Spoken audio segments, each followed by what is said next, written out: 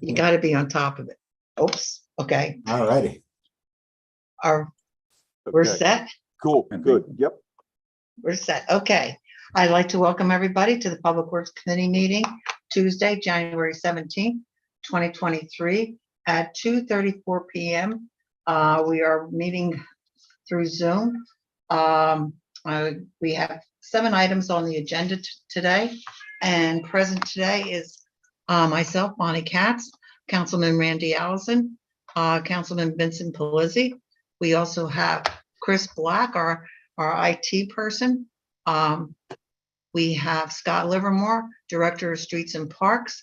We have John Sander, our city engineer, Janice Frank, our city clerk. And let's see, we also have Skip Mimi for community development. And let's see now, and our special guest today is Mike Wiley, John Winder, and Jim Crawford. I think I got everybody here. First thing on the agenda is a discussion on the stop signs at Walnut Street. I'm going to open the floor to Scott. Would you like to start something here first before we go to our special guest? I'll tell. No, can't hear you. You're muted, Scott. The hands are going, Scott, but we can't hear you. There we go. Okay. Yeah, I could start a little something. So, I mean, obviously, the last meeting we had, this was brought to us that we were at our 90 days as of New Year's, somewhere in that time frame, for the probation period on this. And the findings were that this intersection or roadway did not warrant any stop signs there. I talked to Richard about it, and he wanted to speak on his behalf of the safety issue and what he wanted to say. So that's why we have our guest on today to speak for it. Okay, we'll open up the floor to who's going to be the speaker here, Mike Wiley, John Winder, or Jim Crawford? I think Councilwoman Katz, I've been asked to speak first. If anybody else wishes to speak to amplify anything I say, we'll do so. But this is Mike Wiley. Go ahead, Mike. So first off, thank you for allowing us this opportunity to address the committee as a whole. We certainly appreciate that. And I think we may have a possible solution that could address a number of concerns. We understand that the residents who live on First Street were concerned about the location of the stop signs. We did take a look at this in some detail. John Winder did quite a bit of work in terms of evaluating this. And I think our major concern comes down to traffic that comes down Walnut Street, making a left turn into our yard. And so if you're familiar with that intersection, and I know you guys are all informed and have taken the time to become informed. So if you turn off Walnut Street at the end of Walnut Street to the left, that goes into Stamen's Walnut Street facility. As you're coming out of that yard, there is a stop sign that we've put in there ourselves, which you're allowed to do on private property to try to manage traffic coming out of the yard. The catalyst for the request for the stop signs was a close call that happened to involve both Eric Metzger, our yard manager, and Richard Stamen, the owner of the business, where they were making a left turn from Walnut Street into the yard. A car was coming down First Street and was making what would be a left turn from First onto Walnut.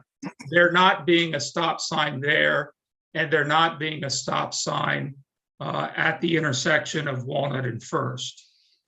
The reality of what we're trying to address is that turn. And so as we gave it more thought and we discussed it here internally, I don't think our request is to keep a stop sign on First Street and to only have the stop sign on Walnut Street engaged for that left turn. And I think a good example of that in town, although it has 2 lanes of traffic as opposed to 1, is that stop that you're required to make at the end of Washington Boulevard onto Market Street. And so if you're making the right turn there, Washington Boulevard onto Market, you just go. If you're looking to make a left turn there, you have to stop. Now, we're not contesting Mr. Livermore's findings that the traffic volume on this intersection is different than that or other intersections, but nevertheless, given that it's a 90-degree turn, and the only reason someone would be turning left is to come into our yard, we thought that might be a way to address everyone's issues. So the people living on First Street who are concerned about getting slowed down, either entering First Street or exiting First Street, we're okay with them not being subject to a stop. But if a truck or vehicles looking to turn left into our yard, we would want that stop there to avoid the type of situation that the near miss that Richard had that triggered this request in the first place created. So I don't know how Mr. Livermore feels about that or other people feel about it, but as we discussed it internally, we thought that this would be a way to allow everyone to have their concerns addressed. It would be a very, well, it wouldn't be any impact at all to anybody living on First Street because they would just roll down Walnut, turn right onto First, or they would roll down First and turn left onto Walnut, unimpeded as they always have. But in terms of the type of vehicles, which are large trucks, making that left-hand turn onto our property at the end of Walnut, it would give that pause and that check and that level of safety that we're looking to have in light of the near miss that happened here recently. And we can't think of any objection to that from the First Street residents because they're back to what they had before. And we think it could handle our concern in a way that doesn't impact anybody, but mitigates against that near miss potential. So we're kind of changing our request in light of the experience that's been gathered over the last 90 days, but doing it in a way that still is in the best interest of everyone who lives and works down that way. So that's our proposal for you guys to contemplate and consider and hopefully agree with us, makes sense. Okay, Mike, John Winder, do you have anything to add to this? No, that was Mike's idea, and I agree. I liked it right off the bat. We were trying to think of some signage that would work for everybody, and I agree. And I think that would work for everybody. Okay, and Jim Crawford, do you have anything to add? No, I don't have anything to add at this time. Thank you, though. Okay, Scott, under the circumstances, when the study was done on the stop sign, was anything done with that? So it was never, I guess, looked at it at the way they just described it. I'm sitting here contemplating it through my head to understand what safety, the safety issue where we're trying to fix. So I mean, I can look further into that. I see what they're saying. Take down the stop sign at along First, heading down to First, heading up to Walnut. That traffic would flow. It's coming down to Walnut, that where that stop sign would be considered for the people coming out of Stamens, correct? Yeah, it would be going into Stamens only. Yeah. And I think in terms of how traffic has traditionally flowed down that way, it makes a lot of sense, right? Because no one would have continued to go straight on First. Yeah. And no one would have continued to go straight on Walnut. They would have made a right turn onto First or a left turn onto Walnut. The only people who would be required to stop are those who are coming onto our property. Yeah, making the left. Which is a private property, but in terms of how people are looking for traffic patterns and how people are seeing the flow of traffic, that pause might really help save a life or avoid an accident. Okay. It makes sense. I can look into that and we can get back with you on what our findings are, what we come up with. I mean, I like that idea. I think, you know, that leaves traffic run, the normal public run as normal. It's only hindering the Stamen trucks to where when they have to come up, they have to stop in order to make that left.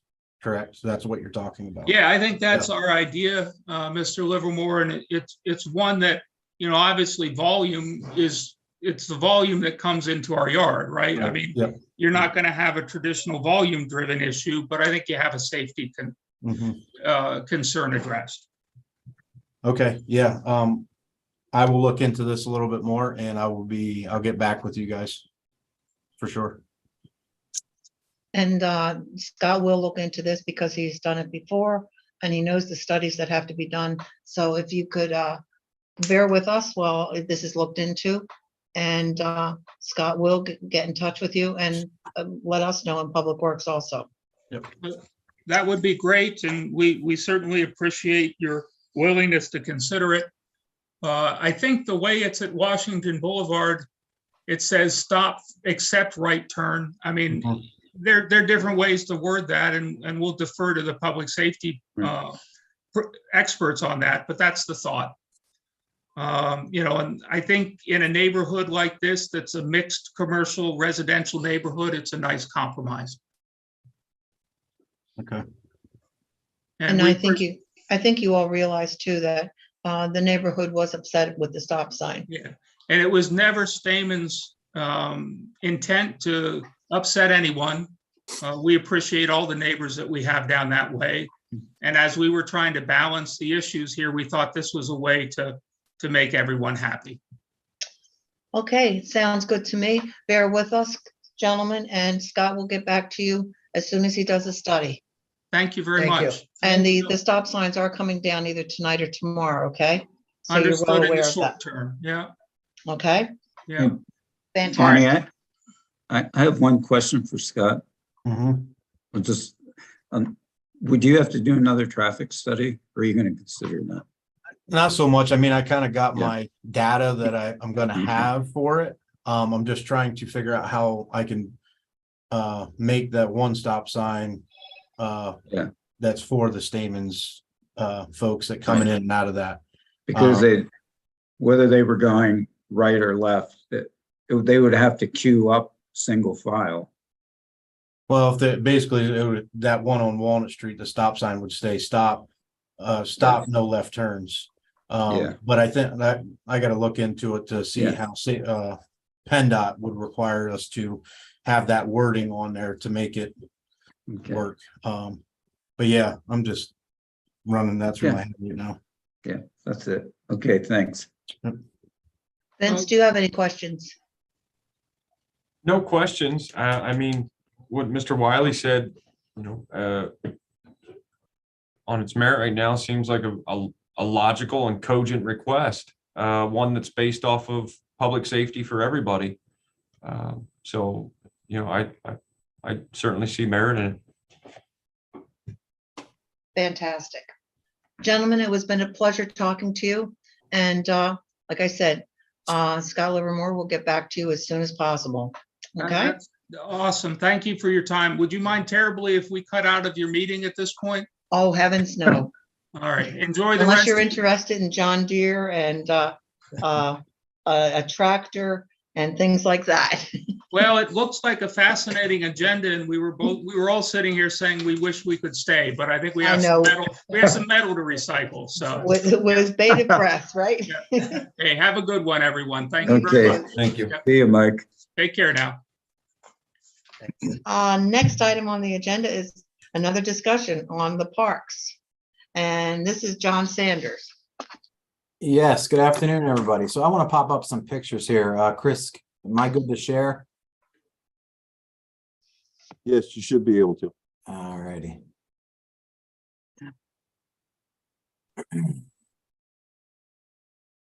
So what I did a few months ago is I put out a contract to the world to possibly resurface 6 sets of courts within the city. So those 6 courts would be, and that's not, don't worry about what you're looking at here. I'm just gonna go through them real quickly. Youngs Woods basketball court, there's 1 court there.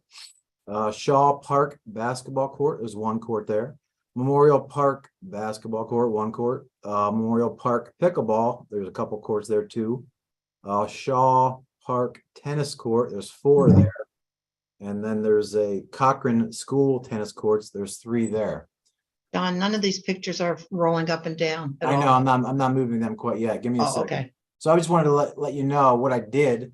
I put out a contract to resurface a set of 6 courts, basically from the west end of the city all the way to the east. And I'm gonna go through some photos of these courts. So this is one of them right here, Shaw tennis courts, as they currently look as of last week. Obviously, you can tell they're not in the best shape. In fact, they're unplayable, as you can see. Kind of looks like a mess. It looks like a mess, the best way to describe it. During the summer, there's weeds that are probably about yay high growing. So you can't play tennis there at all. Obviously, there's no nets. There's 4 courts there. That's one of the courts that's on the contract, all 4 of them. I'm gonna scroll down to the next one, which would be Shaw basketball court. Not in the worst shape, but there's no surface left, and there's ponding, as you can see. It had just rained that day. The basketball hoops are leaning 10 to 15 degrees. I don't know. I know he recently received some basketball hoops from the Air Force. We're looking to put up sometime soon. The next court is Youngs Woods basketball. Again, not in the best shape, ponding after rain, extensive cracking, as you can see it there, throughout the entire court. No surface, just bare asphalt. This would be Cochrane tennis court. There's 3 courts there, not owned by the city, but we are right now working on an agreement to allow, possibly if this goes through, to allow us to do the work to resurface that court as well, that set of 3 courts as well.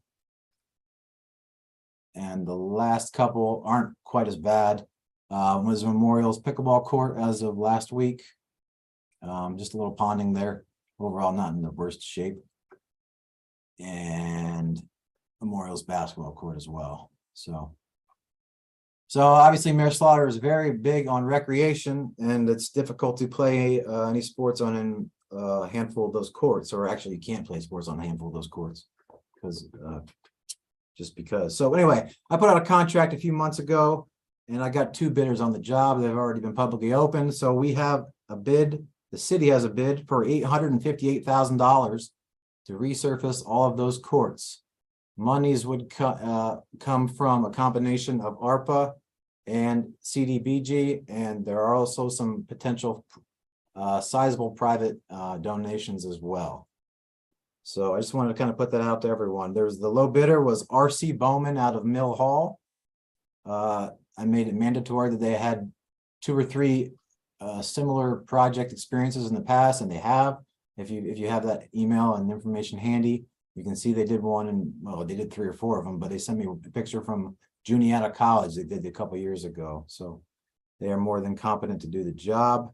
We're not voting on this. I'm not bringing this Thursday or anything. I just wanted to put this in front of you. So again, about $858,000.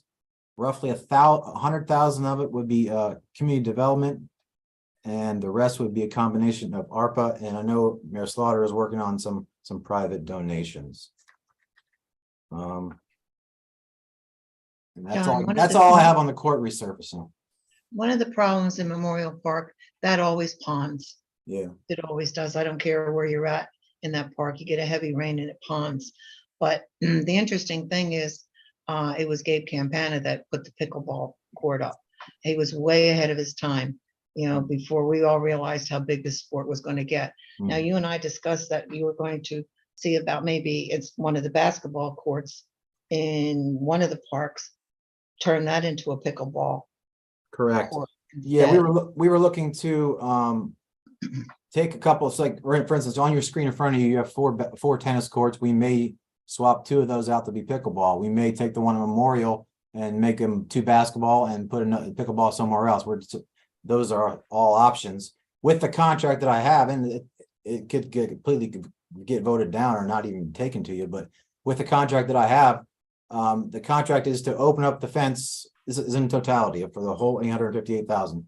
Open up the fence, mill out 1.5 inches, repave 1.5 inches, and put complete new surface down. Sportmaster or equivalent, and Sportmaster is the product they use for the US Open. So that's the level of quality that we're gonna get if this goes any further. You're So, talking the nets, talking the Surface. surface itself. It's called. just the surface itself. This has nothing to do with the nets. No, I'm guessing Scott and his guys have the nets stored away somewhere right now. How good would those nets be because some of these have not been up for a while, have they? I currently don't know where the nets are. Maybe Scott's Parks guys would, but we could look into that. But would get the courts playable again. I don't know, Scott, you have any idea where these nets might be? I don't, right now. I mean, obviously, some of them we can probably use again, some of them we'll have to purchase. But I guess the first step is to see if this, obviously we can get these things back to playable. Like I've been out at Shaw quite often this last year. And it's like a graveyard. There's nothing out there. Nobody wants to do anything there. I think this would be a great thing to start getting a facelift with the splash pad we have out there now. It's just going to be a good thing to happen. But yeah, I mean, as far as the stuff that you need to have for these courts, I mean, the price of a net, a couple $100 to get a nice net back up is, minimal to the cost of trying to get this thing fixed up. So, I mean, if that's where it comes down to, it's what it will come down to is, getting a few nets, not a big deal. We do have some, don't know the shape, but it's been a while for these nets for sure that's been out. That's what I assumed. Mayor Slaughter couldn't be here today. He's out and about, actually out of the city today. But he just wanted me to show you guys this and mentioned that he also has some possible private donations coming as well. So He's at the inauguration. he is at the inauguration, correct? Yes. Any questions from Randy or Vince? Do you have a ballpark figure of how much would be ARPA? Yes. So yes, I do, but that doesn't take into account any donations. And from what I've heard, some of them could be sizable. So of this $858,000 contract, it'd be almost 100,000, exactly 750,000 would be ARPA with it, and then some of that could be lessened by any private donations that Mayor Slaughter is working on. All right, so it's kind of in flux then. And it is a little higher than we would have thought, just because of the with community development money, there has to be federal wage rates. Right. So I had to put the contract out with federal wage rates. So Yeah. Okay, thanks. yes, sir. Vince? Yes, if I may. So not to, I think that it's a great idea to look at resurfacing these courts. We need recreational outlets. We need things for the youth of our communities to be able to go out and do that is, positive. We all know that for the most part, when children left to their own devices, they tend to get in trouble. So if we're able to have viable, healthy recreational outlets for them, that's great. I think it's a great idea. I did have a couple quick questions. John, Cochran School tennis courts, we all know that they are desperately in need of resurfacing. Those courts are in horrible condition. However, they do not belong to the city. They're part of the school district. Yep. And just to give you a quick rundown, so I know what I looked at is I added up the square footage in total of everything that we'd be looking to resurface. So I took the $858,000 divided by the approximate 64,300 square feet in total, just to give me a roundabout idea of what it would cost per square foot when we're looking at resurfacing. Yep. It comes out to approximately $13.34.5. I rounded up to 35 cents per square foot. So, if you apply that $13.35 to the tennis courts at Cochran School, it comes out to about $224,413.50. I can't help but wonder, why would the city take on that cost of resurfacing those tennis courts when they don't belong to us? that, again, I would love to see them resurfaced, but why would we take on that financial burden of paying for that when it's really, it's a responsibility of the school district? Yeah, I know there's some other, Mayor Slaughter was working on some donations, not only from individuals, but also entities. I'll just leave it at that. Okay, Not just people, but also some entities. So I don't have an answer to that. It's a fantastic question, but he's not here today, so it's a good point you make, though. They in fact, are not our property. exactly. You are right. Again, you're talking to somebody I'm sure at some point in time, I'm in that neighborhood. I would love to go down there and take a shot at trying to play tennis. Anybody would happily come and watch and laugh at me attempting that. So I would certainly take advantage of those courts had they been, if they're redone. It's just I'm looking at it. The quick breakdown, again, if you apply that $13.35 per square foot, Young's Woods basketball courts, 6,400 square feet, you're at approximately $85,440. Shaw Park basketball, $66,616.50. Memorial Park basketball, $55,402.50. Memorial Park pickleball, $79,432.50. The Shaw Park tennis courts, $347,100. Yep. And Cochran tennis courts, 224, Yep. 413 and 50 cents. And I have all those totals in front of me as well, and you are pretty much spot on with those. Yep. Okay, I'm sorry. It's not exact. I figured it wouldn't be exact. It was just pretty quick. So just to give us all an idea of exactly what resurfacing these courts would cost, and I think it's a great idea. Just want to make sure that everyone's aware. I still just had a couple questions and, concerns about us paying for things that ultimately are the school's responsibility.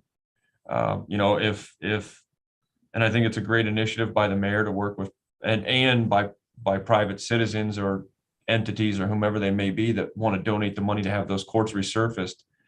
I'd like to see at least something that the city may get in return from the school district, potentially, if we're the ones that are doing the legwork to get this done, when really it's not even, it's something that the school district should be doing, right?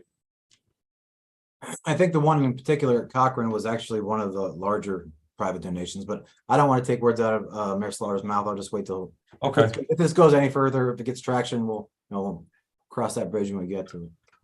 Yep. And yeah, we need to spend those ARPA dollars. This would certainly be something great. I also did have just a couple quick concerns regarding, you mentioned briefly that you may move pickleball court or add basketball courts or whatever it may be. Mm-hmm. I don't know how far that discussion got, but I do remember, when Mayor Campana was in office, initially took those courts down at Memorial and put in pickleball courts because Bonnie, Randy, could you help me? What was the cause? What was the reason why those were turned into pickleball courts? Because everything in that park with the basketball hoops was nothing but trash left behind. It was a mess that Streets and Parks had to take care of to clean up, even though they put trash barrels up all over the place. None of the people that were using the basketball courts paid attention to that.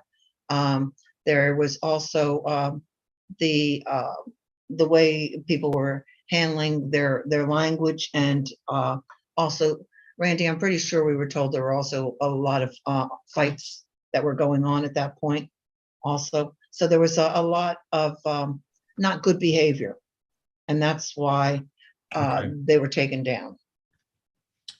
I guess, thank Randy, you very much, Bonnie. Randy, do you have anything to add to that? Because that's what I can remember. Yeah, I mean, those were, there were some problems. I think, a separate discussion is what's the best way to handle that? Is it tear down the hoops, or is there some middle ground? But that's the solution that the administration went with at that time. Yeah. And it was done so quickly. None of us had any, Yeah, it was like overnight. yeah, exactly. found We were all out kind about of it. shocked.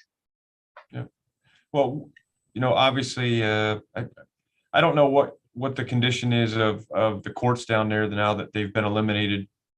Now that you've eliminated one basketball court and put in pickleball courts, Scott, are you guys finding that you're having a lot of litter, trash that you have to clean up now? What with only having one basketball court? I mean, the way it seemed to be last summer, I mean, we go down, maybe once a week, pick up a few things. I mean, for the most part, they are using the trash cans, but Great. you're always gonna have that few that's. we Yeah, gotta you clean always up, have you know, those knuckles. Lights, things of that nature, but it's, in my experience, like this past year wasn't too terrible, like so once a week or once every 2 weeks, I'd say, come over here and clean this up, but that's about it. Thank you. I guess, John, what I'm getting at is, before we would look to move the pickleball courts and potentially put in another basketball court, and I would just, as I'm sure you and Scott and the mayor and the administration are all, thinking about, I would just hate to see us move those pickleball courts, put in another basketball court in its place, and find ourselves right back with those same problems, So just something to think about. That's all. Thank you. John, I have a question. You said you got the hoops from the Air Force? Yes, Mayor Slaughter has, Scott, correct me if I'm wrong, we have a handful of hoops stored in the, out back here, is that correct? Yes, well, I haven't actually stored over at Memorial. They're the Air Force ones that they ordered. They're glass backboards, which is gonna have their logo on them. So kind of they sponsored, they'll have a court kind of for that they sponsored with their stuff on it. But yeah, they purchased some hoops for us to upgrade some of our hoops that we do have. Interesting. Randy, do you have any questions? No, I have no more. Nope. Okay, John, are you going to go to the next one? Yeah, one more discussion item here. Can everyone see that thing I just moved in front? Can you see this email right here? Yes. Okay, so, and back in October, actually a little before that, we were approached by the National Fitness Campaign for a possible workout pad to be used anywhere in the city. So after discussions with them, we put in for a grant for it, and we were awarded it if we wanted to accept it, and ultimately it would have to be accepted by council. It's an interesting workout pad. Essentially, it's a 34 by 34 foot square concrete pad that this company puts their workout equipment on. And we were, like I said, we were awarded the grant if we wanted to accept it. And there is a little short video, if I can play it real quick, to show you what this court is, if you guys didn't watch it already. But it's pretty cool, actually. These courts are popping up all over the United States. They just put one in Berwick and one over Scranton Way. They're almost in every state in the US. They have a huge initiative to promote fitness all over the United States. So if you guys don't mind, it's a quick video, if that's all right with you guys. Or Is that okay? Mm-hmm. Yep. Okay.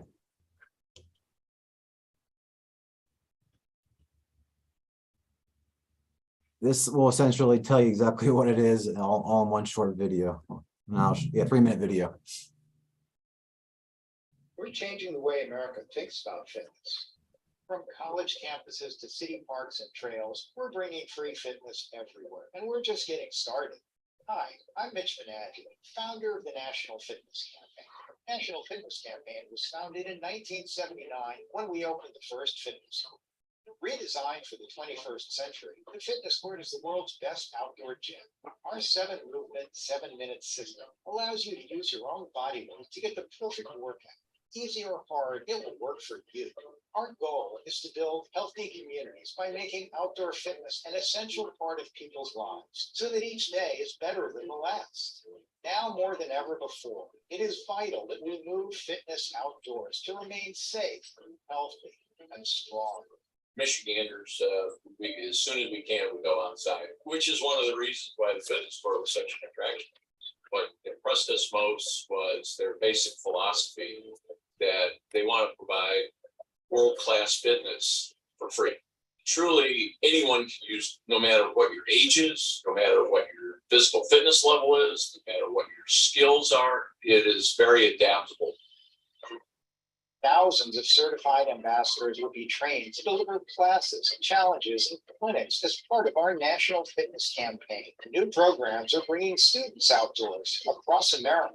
The Fitness Court mobile app is your gateway to enroll in these programs. Simply scan the new digital wall with your phone to access a library of free workouts designed to optimize your experience on the fitness court. Learn the moves and take challenges as we dig deep to create impact for our partners across America. This year, we are thrilled to introduce Fitness Court Public Art. Cities have the opportunity to select a local artist to design their fitness court using the power of the arts and fitness outdoors in iconic public spaces. We're proud to have helped cities of all sizes raise millions of dollars from respected sponsors to support free fitness. Wherever fitness is a priority, you can find a fitness court. We're partnering with large cities using urban movement data to map the best locations for healthy infrastructure. We're bringing fitness courts to within 10 minutes of population centers everywhere. They provide these wraparound services that, from a city's perspective, that's what you want in a partner like this. You want it to come, present it to you on a silver platter with a bow tied around it. They're one of the best partners, I think, that I personally have ever worked with. We serve almost 1.2 million members across Michigan. And this partnership really is an opportunity for us to bring scalable, free health and wellness opportunities for our community. So I would actually invite cities and organizations, big and small, to explore the opportunity to invest in fitness courts. To be very honest with you, the feedback from different municipalities and different communities has been very positive. We're committed to raise $150 million to bring the campaign to 1,000 cities and schools, building the largest fitness movement in the world. Join us. Let's make world-class fitness free. So that's kind of the court in a nutshell there. Like I said, if we wanted to, we can accept it, and we're not voting on anything. This is just discussion item. Location would be, right? Can you guys see my screen here?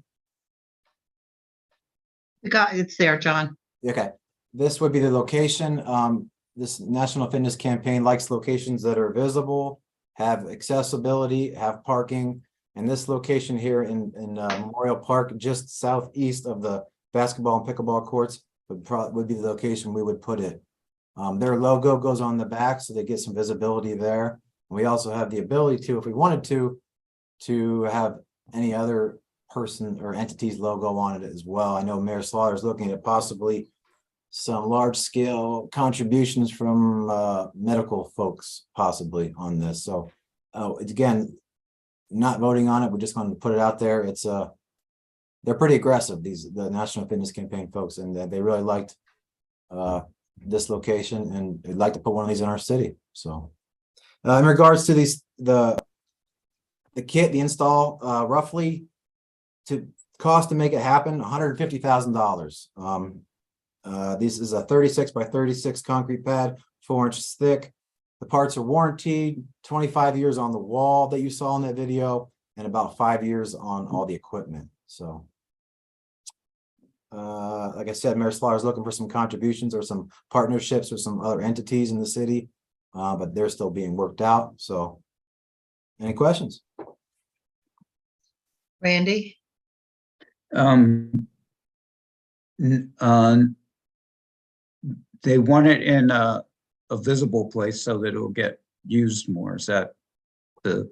Yes, use, Yeah. then other folks can see there, so they can spread them all around this the country, I would assume. Right. You can see right Yeah. there on the image that it says right on it, Fitness Court has an interactive app. So if you, whether you have an Android phone or Mhm. iPhone, you can plug it in and it tells you how to work out on that pad right there. Yeah, and I think Memorial Park makes sense in this, with all the other activities that go on there. You have the pool and everything. So, and yeah, I see the value of it. It's you're not you don't have a lot of expensive machinery, but you're getting the same kind of workout that you would otherwise. So, yeah, it's worth exploring.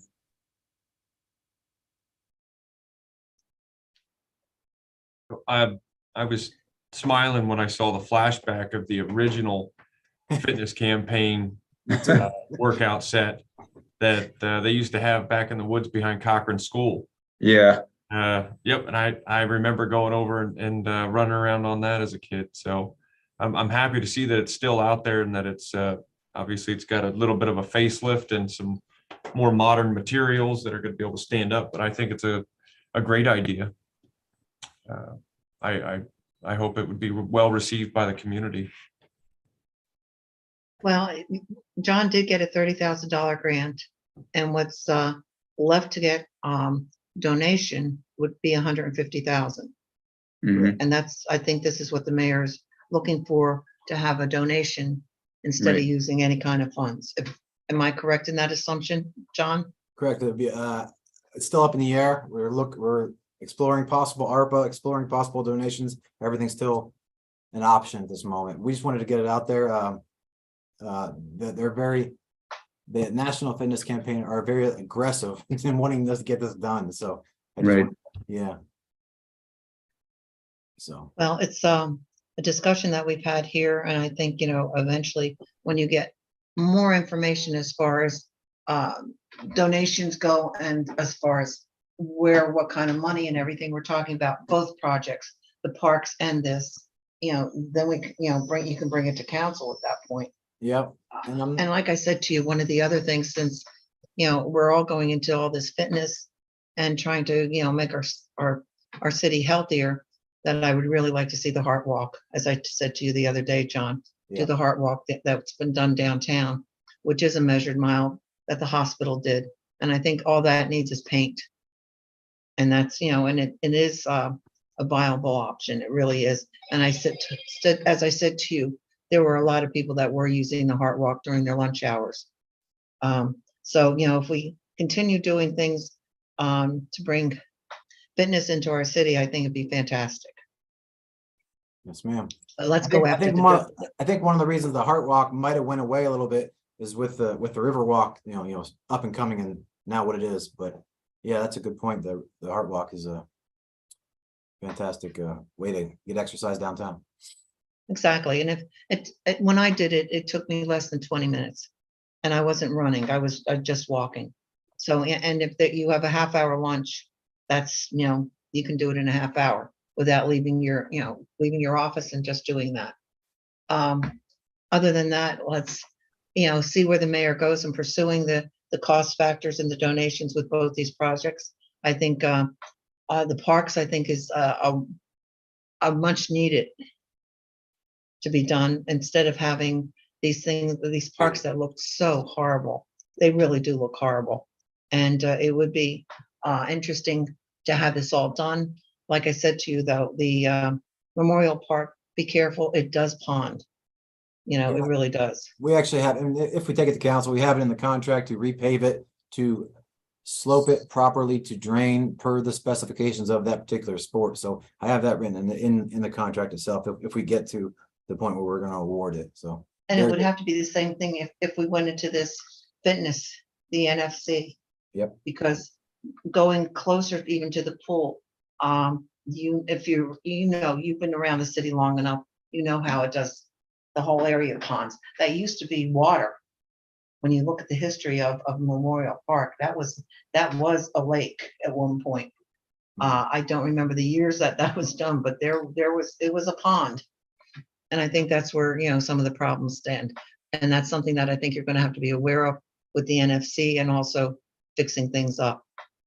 So, but if there's no other questions about this, thank you, John. Thank you, Scott. We'll go on to the next item on the agenda. The next item is resolution authorizing the purchase of a Defender pool filter utilizing ARPA funds.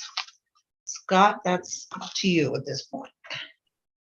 Okay, what I bring forward to you today is a resolution to authorize a Defender pool filter for the Memorial Pool. This was part of this was around a little discussion here at the end of last year. Did some research on the filter we do have and got a bunch of potential health risks to the employees and anyone working around it potentially. This pool filter has actually been in for 52 years. The filters have changed, but the system's been stayed the same over the last 1971 since the pool was put in. So obviously this is in dire need of an upgrade for the employees and the kids that actually swim there. If it's Waters, the company that will be doing the work, the amount for the pool filter is $268,804.55. Will be coming out of Public Works future projects line item. So, yeah, any questions on it? Randy? No, I wish we should have done this when the whole thing was being done, but I'm not sure how this escaped being addressed at that point. But in any case, yeah, it's way past its due date. So, but so it's coming from the ARPA Public Works Future Projects lineup. Okay. No, I don't have any questions about this. Vince, any questions? Nope, seeing the source of the funds, and then we'd had a discussion about this a while back, comparing this system to our current system and how potentially unhealthy our current pool filtration system actually is. Right. I think this is a much needed solution. Scott, did this go through the solicitor? Yes, it did. Sorry. Yep. Because the only thing that I would question is not to exceed $268,804. Or Yeah, it won't exceed that. We are doing some of the work in-house, which is small minor stuff. It's concrete stuff that's going to take us a day to do. But this is the contractor that actually this contractor just got done putting a same filter system in, like I'm in college. Fortunately, I just happened to talk to the guy and he's like, I got a guy over here working right now. So he came over, looked at our situation, they got it. And this is the all-in price. Okay. Obviously the new electrical is going to tie in real nice to this and any of the new upgrades that we already done. I mean, I get it. It would have been nice to find this, to Randy's point, a while ago, when we were actually doing the work, but luckily these guys are ready to actually move in to look at it Thursday to start getting moving on it. Because they had to they have to order this stuff and get it moving, but it's going to be honestly once they start doing the work, it'd probably be about a month and it's going to be ready to go. So I'll be plenty of time. I won't be pushing like I was last year hopefully on the opening, because I want to get a full pool season in this year. that would be wonderful. The pool is healthy then? Yes. We have no problems with the pool. Nope, it's holding water still as we speak throughout the winter. So problem seems to be fixed. And another question that I have, do we have somebody certified? We do. Okay. I have an in-house Vanessa here that works with me, the office manager. She is certified to test and administer chemicals. Okay. Fantastic. Yep. Yeah. Fantastic. Yeah, Okay. but actually, Skip or Scott, I'm looking at Skip's name on it. Actually, I wasn't referring to the most recent work. I was referring to the original redoing of the whole pool. It makes sense. Yeah. How that escaped our attention back then. That should have been part of that whole project. I got you. At that point. But it wasn't. So you're left to deal with it. So no, I'm in favor of it. Absolutely. Yeah. Okay, if there is no other questions, we'll move on to the next item on the agenda, number 4, resolution authorizing the purchase of a 2020 John Deere 4066R compact utility tractor. You must have Yeah, had one of those before. you did. Bonnie must have. She just ripped that right off. Yeah, so what I bring forward to you is a resolution to authorize the purchase of a 2020 John Deere 4066 compact utility tractor. So yes, it's 2020. It's not used. It is brand new. It's a leftover. I've seen that. I was looking at that. I was like, well, this ain't a new tractor, what it is. What this is basically is we already have one of these identical. I put it in the budget for this year to purchase. This was on and off for the last couple of years. My understanding has been taken off. Got it through this year. We are taking this tractor and replacing a 1993 John Deere 5300 tractor that's had its full life service, here. So it's time to upgrade and try to keep the new things coming in to help these guys better do what they do in the parks and mowing. We did it. We're doing a trade-in on this tractor. We got $3,500 for it through this company. The original price of the tractor, I believe, is like 49 some change. The number we got that we're buying it for is $46,470. This is part of the capital projects out of the parks line item. At 8054-84039 is the number. Any questions on this? Randy, That where the money that went into that, where did that come from? That went into that line item? So I had it put into my general fund dollars as part of what I would like to have kept in there. And it's into the capital projects right now. So after this year, every year, I don't have it pulled up right now, there'll be I don't know, $2,000, say, not that will be saved every year to replace this tractor. So it's put in capital project because this is a purchase that I will have to replace after a 15-year span. Okay, So the money that I had out of general fund got slid over into capital projects for me to purchase my equipment. That way I'm saving for it every year after I purchase it. 2023 is the year that I purchase this tractor. And 15 years from now is when I'll upgrade this tractor again out of the capital projects. okay, so you're on a schedule then. Okay, great. Thank you, Scott. Vince, any questions? Just one. John, I'm sorry, Scott. Why do we always go with John Deere? In this tractor, I had the same problem here a couple weeks ago. I'm thinking, why are we using all John Deere?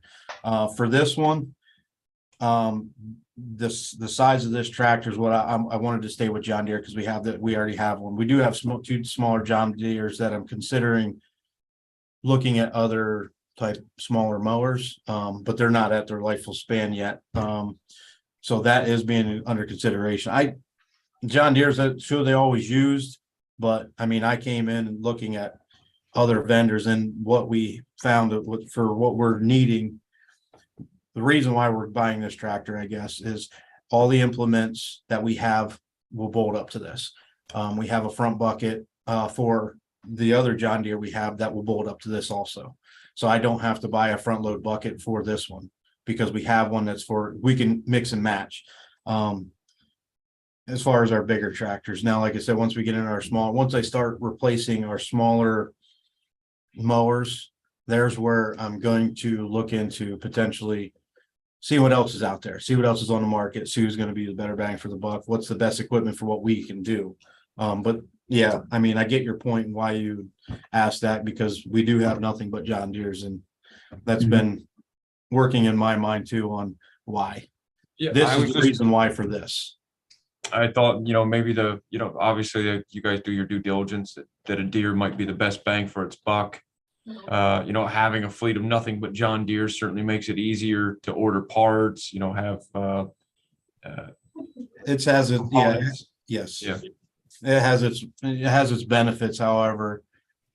I like to try to keep the business, keep them honest, because they just assume, well, they're gonna buy another one, this is what the price is gonna be. Mhm. So I try to venture out, and then which I did in the next resolution, you'll find that I changed up a little bit, went with another company. But Gotcha. Okay, that was the only question I had, Bonnie. Thanks, Scott. Okay, if there's no other questions, we'll go on to the next item on the agenda. On number 5, resolution authorizing the purchase of a new 450/25 Steiner tractor. Scott, you're up. okay, so yeah, what I have for you is a resolution to authorize the purchase of a new 450 Steiner tractor, which what this is a tractor that our flood control uses to mow the levees. It's a specialty piece of equipment that can handle a 2-to-1 slopes, that stays on the slopes of our levee system to keep them cut and mowed. This tractor is $41,887. The alternative to this tractor would have been a vent track, which is pretty much the same thing. Has a lot of the same features. I reached out to a vent track dealer. I pretty much saved, and I reached out to the Steiner dealer, and I had them both here. Actually, we're going to drive around one tomorrow to really take a look at it, but there's pretty much $5,000 savings in this between the vent track and the Steiner. Vent track's around 46,000, Steiner's a 41,000, pretty much with the same stuff. This will replace our Hillside machine, which is a 1999 Hillsider. I did not opt into doing a trade-in because they really don't want it. So I'm going to it'll pretty much go on municipal bid here after we get things rolling and everything set, but that's where we're at with that. This did everything. I didn't say, but everything did go through our solicitor. Any questions? Randy, I do not, no. Vince, No, Steiner's a pretty beefy tractor. Yep. If I'm thinking of the correct Steiner, you're talking about 8 tires. Yep. 2 tires to each Axle. Yeah. axle. Well, yeah. So obviously a real wide platform, good stability, like you said, for mowing the hills on the dike. So they certainly built for it. Yep. Scott, since this is a new tractor, is there a guarantee on any of this or? There's a Only- there's a warranty on it. Thank you. I meant to say warranty. Yeah. Yep. Wrong terminology. I didn't say too, so the funding, this was obviously capital projects out of the flood, which was going into my equipment line item out of the general fund. Same terminologies I had with the tractor with capital projects, everything was pulled over. I estimated 52,000 into the general fund for this. But this tractor, I got it for 41, which is going to allow me to also buy a flail mower. If you look back into the equipment stuff I needed for the flood for the year, so. Probably muddied the water up there a little bit, but makes sense to me. Okay. Okay. I think there is no other questions. Scott, I thank you very much, but there is a warranty on this, so we don't have Yeah. to worry about that. Yep, warranty on this and the John Deere, yes. Yep. Gotcha. Okay. Number 6 on the agenda, resolution awarding levy pump station design services to GPI. John Sanders, you are up. Yes, thank you again, Bonnie. Staying on the levy here for a second, let me take a step back actually and kind of go through what's going on with our levy. Right now we have our 2 biggest priorities are our relief wells, which the county is rebidding out any day now. They're gonna bid it out for a couple months this time, advertise to contractors for several months. They've bid it out, I think 3 or 4 times now, and the bids have come too high.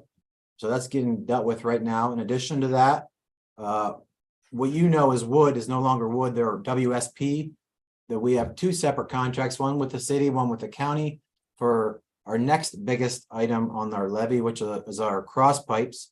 So we'll be replacing the worst cross pipes in our levy system. Those are the 2 worst things, cross pipes and relief wells.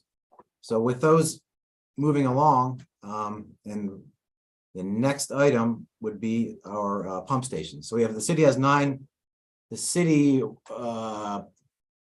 levy system has 9 pump stations. I say city levy system because our city levy system extends into Old Lycoming and over into Lowestoft as well. So what I'm looking to do here is hire a engineering firm to upgrade 3 of the 9 pump stations to have new switch gear that's automated and also have a backup generator, which was recommended back in 2016, 17. There are times our levy gets inspected once every year and then an in-depth inspection once every 5 years. There are times when it gets inspected that the pump stations don't turn on. That's not a good thing. So that's why we're doing this, upgrading the switch gear and adding a backup literally a standalone backup generator next to the pump station. So in the event during a flood or a catastrophe, the pump station can still run and pump water from inside the city out. So I put this out last summer. I was holding on to it because I was warding it because I wanted to look to see how some other levy items were shaken out. But I had 5 proposals on this endeavor, and they ranged from $59,000 to $240,000. If you have a proposal in front of you from GPI, they're a very solid firm, top 70 firm in the United States as far as engineering is concerned. They're eager to begin. This would be hiring them for $60,000, and the funding would be through ARPA. We currently have 2.1 million budgeted through ARPA, and we are at 1.7 million left, so we're in good shape. This will ultimately spur a construction contract that'll be in the $1 to $1.5 million range, and we'll deal with that when we get to it. But paying for that would be maybe a combination of ARPA and the other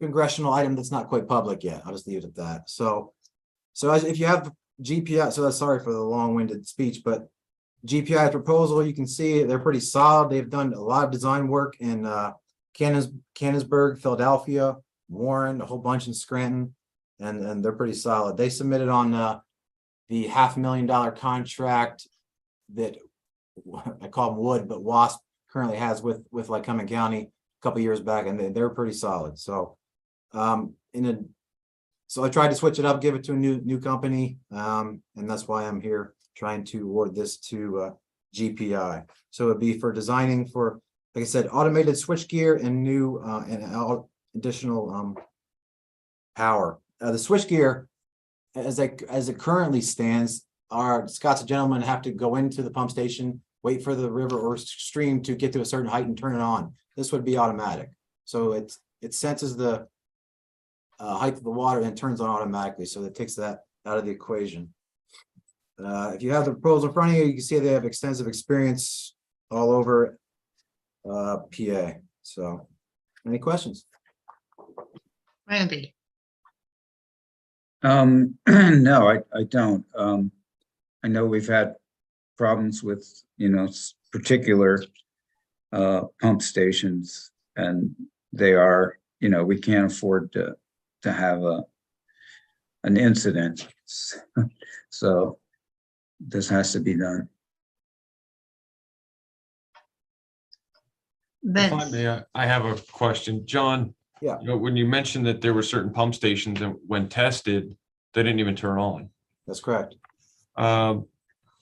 Those particular pump stations that did not turn on, are those pump stations that would be pumping volume of water out that had been carried down by, say, Graphius Run? No, that one. So Graphius Run ultimately gets to Hepburn Street. That one's not the one. Okay. So no, not that one. no. You know, we had Graphius had some pretty severe flooding over the past couple of years, and I wasn't sure if maybe Yeah. partially caused by the pump station that's attached to Graphius not turning on at the No. required time. No, that's not the one, but good question. I do love seeing that they're each going to have redundant diesel powered backup generators, though. I think that's a very, very wise decision. Yeah, So that was recommended 7 or 8 years ago, and the city didn't have the money, and now we do, and we do, and we're gonna have more. We'll leave it at that. You know what I mean? that's all the questions I had, Bonnie. Thank you. John, there is no way that you have, I know we have cameras down by Graphius Run, which hopefully they are working, right? Yeah. Okay. You're talking about the ones up where our equipment is? Right. Yeah, they're working. Okay. So do we need any cameras put where the pump stations are?